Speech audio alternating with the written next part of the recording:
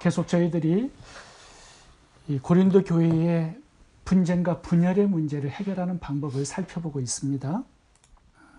오늘 본문 보시면은 판단이라는 단어가 많이 나와요. 3절도 보세요. 너희에게나 다른 사람에게나 판단받는 것이 내게는 매우 작은 일이라 나도 나를 판단하지 아니하노니. 4절을 보시면 다만 나를 심판하실 이는 주시니라. 이 판단이라는 단어가 영어로 보면 judge라는 단어가 나와요. 5절도 그 단어가 다시 한번 나오는데 그러므로 때가 이르기 전 곧 주께서 오시기까지 아무것도 판단하지 말라. 왜 이렇게 사도 바울은 판단하지 말라라는 말씀을 많이 하고 있을까요?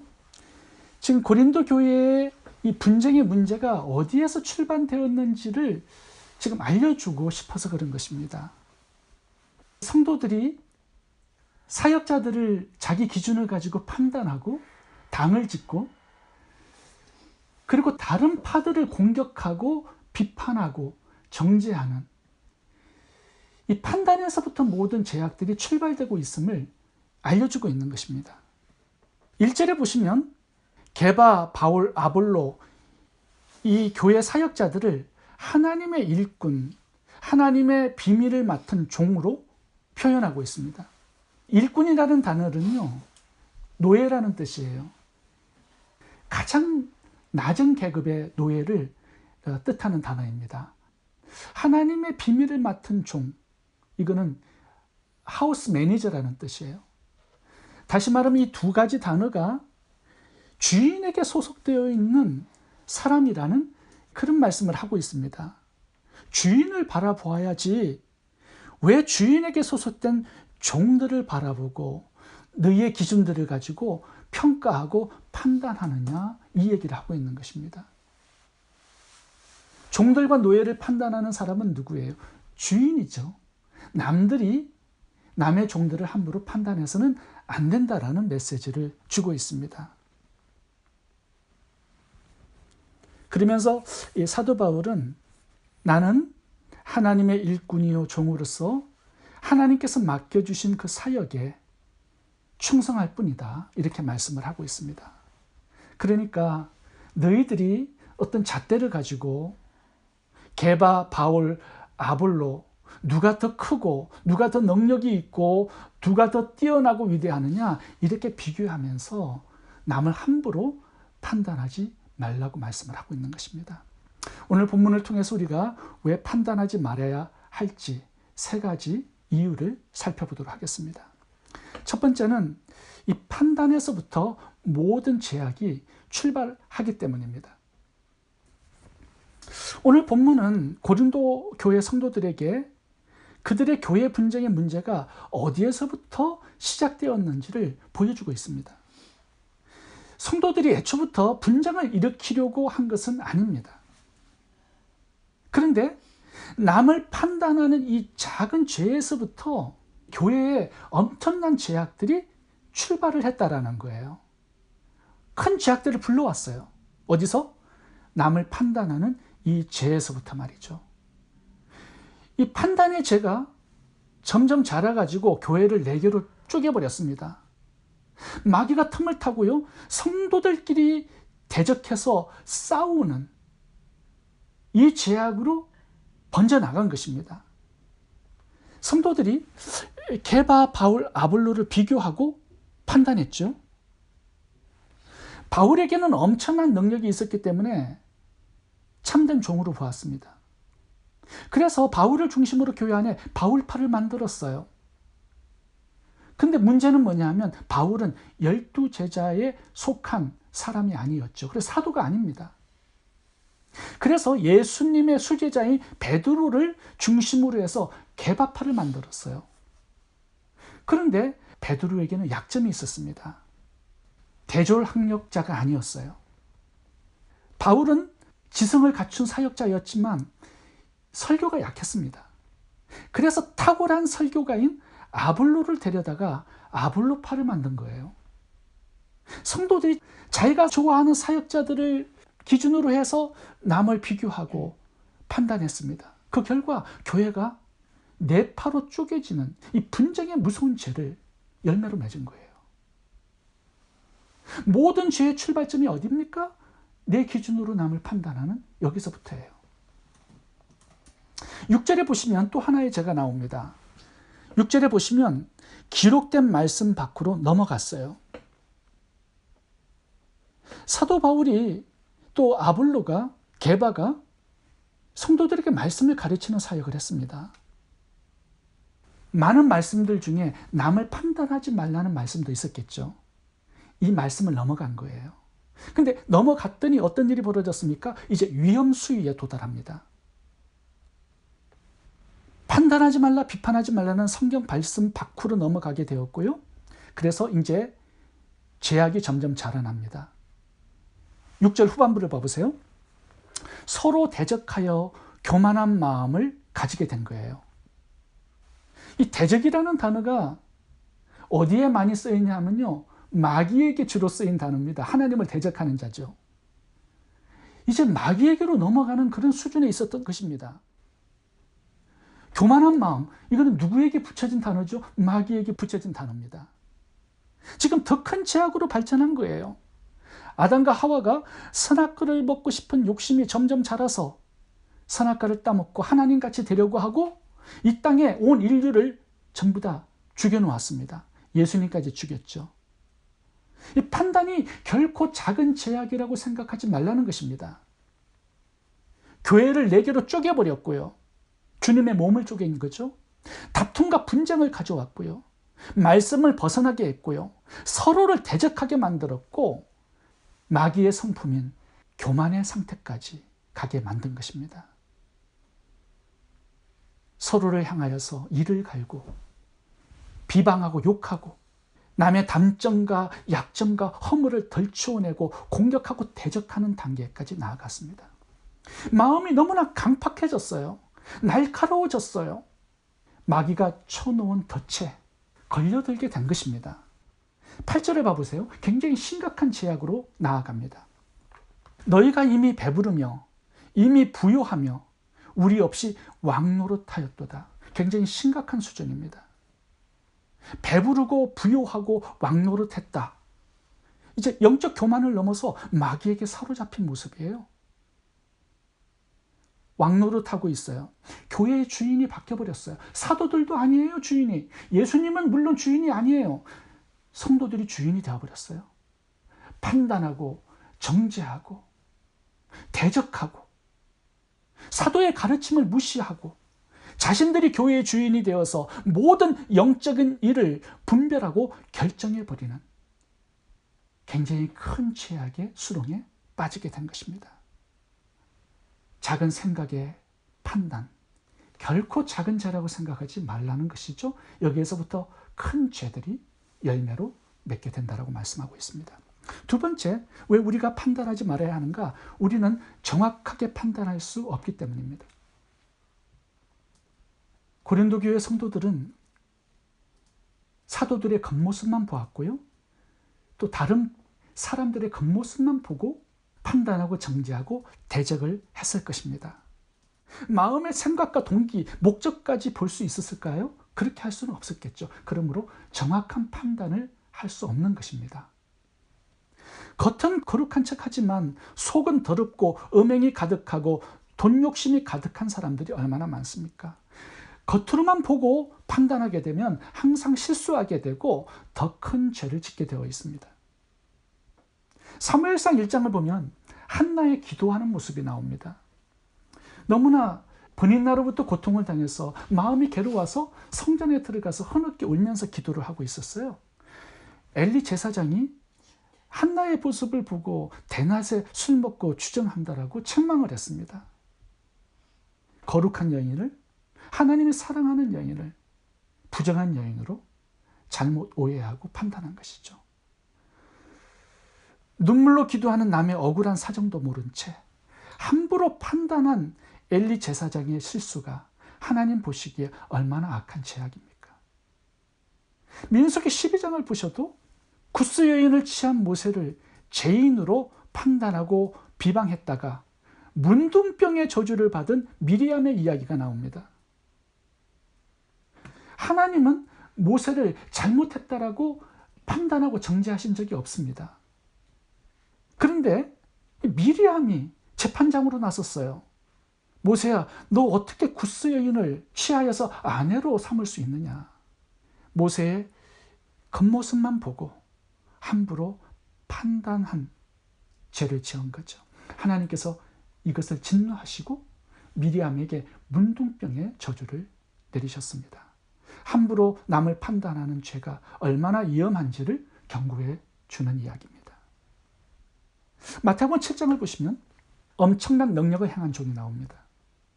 내가 주의 이름으로 선지자 노릇하고 귀신도 쫓아내고 능력도 행했습니다. 하나님께 자신 있게 말합니다. 심판대 앞에서. 주님이 뭐라고 말하십니까? 이 불법을 행하는 자들아, 나는 너희를 도저히 모른다. 나를 떠나가라고 말씀하십니다. 그들이 사역했을 때, 귀신들이 나갔을 때, 병자가 고쳐졌을 때 사람들이 얼마나 대단하다고 칭찬하고 자랑했겠습니까? 근데 사실은 그들은 마귀의 종이었습니다. 우리는 사람들의 속까지, 내면까지, 영적 상태까지 볼 수 없기 때문에 남을 함부로 판단하지 말아야 하고, 엄청난 사역을 행하는 그런 사역자라 할지라도 자랑하고 따라가지 말아야 합니다. 오늘 본문의 1절과 2절을 봐보세요.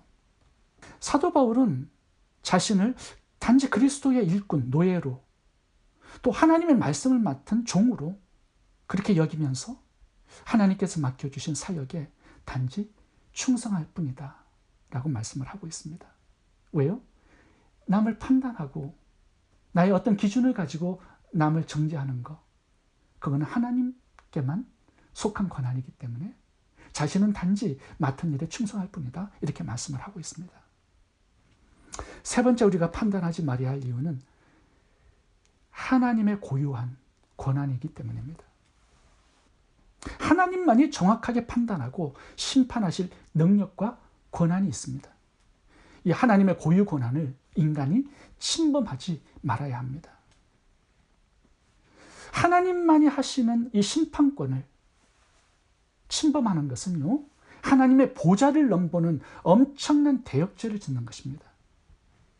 사람이 하나님의 심판자리에 앉아서 너 옳다, 털리다, 잘했다, 못했다, 누가 더 잘하고 뛰어나다, 이렇게 말할 수 있겠습니까?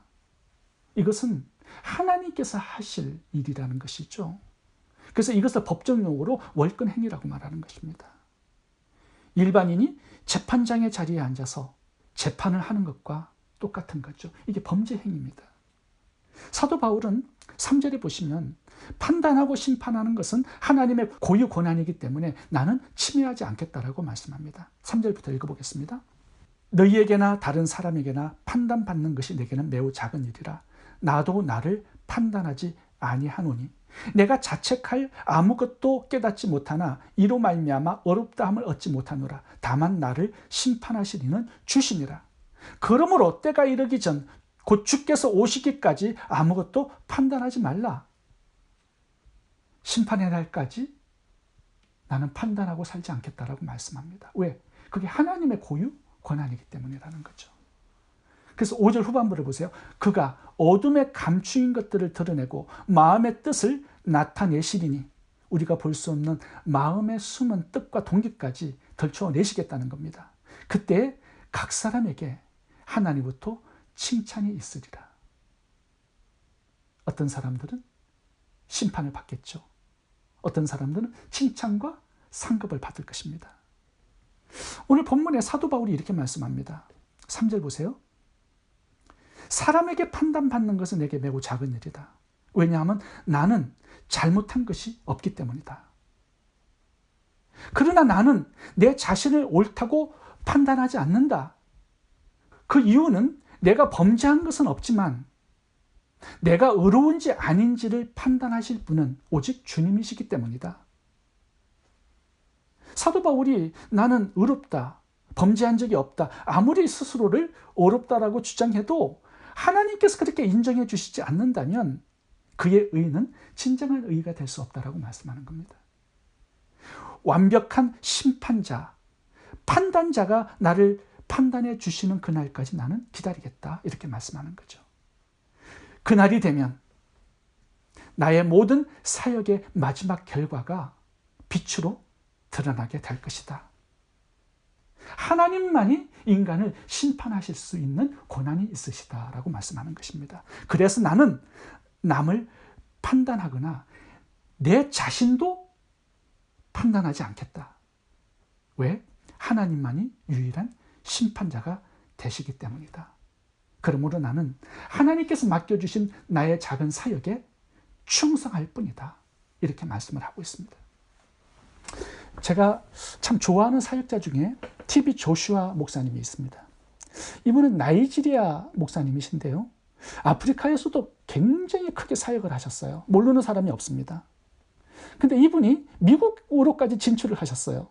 한국에서도 집회를 하셨죠.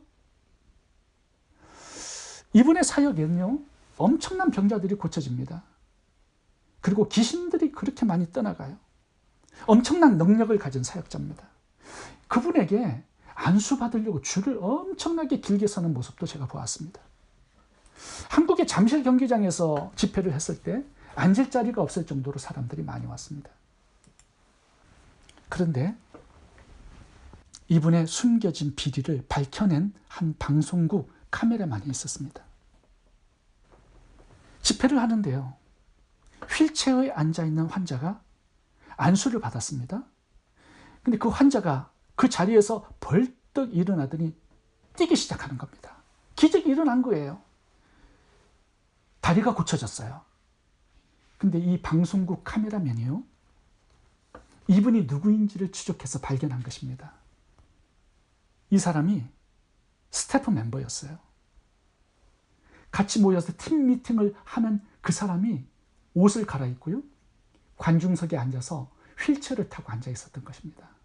그러니까 조슈아 목사님하고 짠 거예요. 안수했을 때 기적이 일어난 것처럼 꾸민 겁니다. 이 속임수가 방송으로 내보내진 것입니다. 저는 그것을 보면서요, 이렇게까지 속이면서 집회를 하는 이유가 뭘까 굉장히 궁금했습니다. 사람들이 기적과 능력을 너무너무 좋아하기 때문입니다. 성경에 보시면 바리새인들, 율법학자들도요, 예수님이 행하시는 이런 기적들을 보기 위해서 따라다닙니다. 하늘에서 불이 떨어지는 신기한 쇼를 좋아하지 않을 사람 없습니다. 근데 이 조슈아 목사님이 이렇게 했던 이유가 있어요. 그것은 돈 때문입니다. 헌금이 어마어마하게 들어와요. 사람들이 모이기 때문에. 그래서 이 사람이요, 나이지리아 목사님인데 자가용 비행기를 타고 다닙니다. 엄청난 부자예요. 왜 그가 사기를 치면서까지 능력의 종행세를 했을까요? 남들에게 위대한 목회자, 능력의 목회자라고 평가를 받고 싶었던 거예요. 인정을 받고 싶었던 거예요. 대단한 하나님의 종이란 이 평가에, 인정에 목마른 목회자였던 것입니다. 돈도 많이 벌었습니다. 세상적인 성공과 출세도 했어요. 비행기를 타고 다닐 정도니까. 이 목사님이 한 가지 보지 못한 게 뭐냐 하면 하나님의 심판대입니다. 착한 종들에게, 충성한 종들에게 주실 마지막 상급과 면류관을 보지 못했습니다. 그래서 실패한 사역자, 착하고 충성된 종이 되지 못했던 것입니다. 저는 작은 목회를 하고 있지만 참 행복합니다. 만족도가 높아요. 가끔 교회가 작아서 어떤 분들에게 성공하지 못하고 능력과 실력 없는 목회자라는 그런 평가도 듣기도 합니다만, 그런데 그것은요, 사람들의 평가예요. 최종 평가는 아닙니다. 저는 작은 일에 충성한 종들에게 하나님께서 주실 영광이 얼마나 큰지를 알기 때문에 맡겨주신 한 사람 두 사람에게 말씀을 가르치고 제자를 삼는 것에 집중하고 있습니다. 예수님도 12명에게 집중하셨는데 작은 사역에 충성하는 것이 얼마나 중요한 것을 저는 잘 알고 있습니다. 오늘 본문에 사도 바울이 말씀하는 것처럼 함부로 남을 평가하고 판단하지 말아야 합니다. 그리고 바울처럼 나도 내 자신을 평가하고 판단하지 말아야 합니다. 왜냐하면 최종 판단과 심판을 하시는 분은 오직 하나님 한 분이시기 때문입니다. 왜 우리가 판단의 죄를 범하지 말아야 합니까?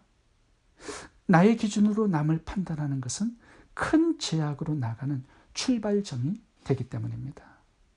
두 번째는 나의 판단은 정확하지 않기 때문입니다. 세 번째는 하나님만이 최종 심판자이시기 때문입니다. 기도하겠습니다.